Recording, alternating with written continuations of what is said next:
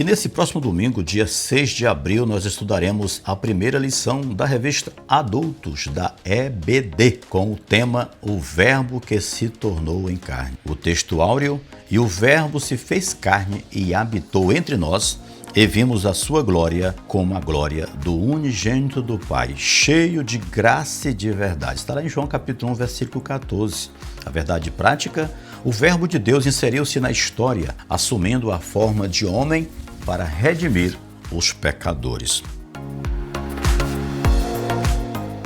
Um renomado pregador declarou que o maior acontecimento da história não foi o homem subir e pisar na lua, mas foi Deus descer e pisar na terra. Ou seja, Jesus vindo ao nosso encontro. Glória a Deus. Eu peço que curta e me siga nas redes sociais. No YouTube, deixa aquele like, compartilhe o vídeo e se inscreva no canal, você que não é inscrito, para mais conteúdo. Começa agora o resumo da lição no EBD em Foco.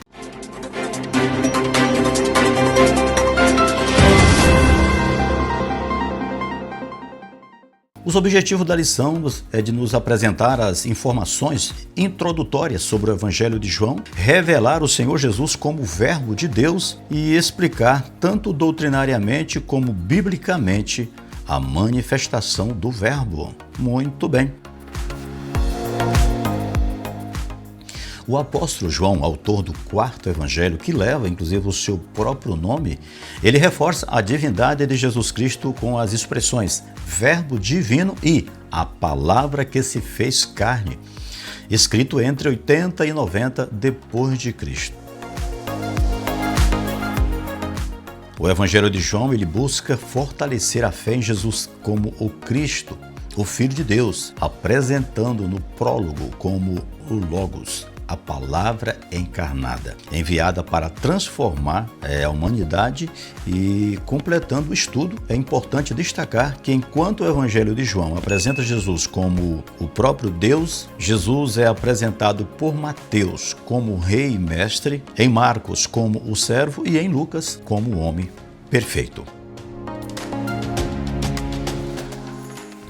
O Evangelho de João ele destaca tanto a divindade de Jesus como o Filho de Deus, quanto a sua humanidade evidenciada na morte expiatória por nossos pecados, reafirmando essas naturezas complementares de forma harmoniosa. A doutrina cristológica, que afirma que Jesus tem duas naturezas, ela é chamada de cristologia ortodoxa.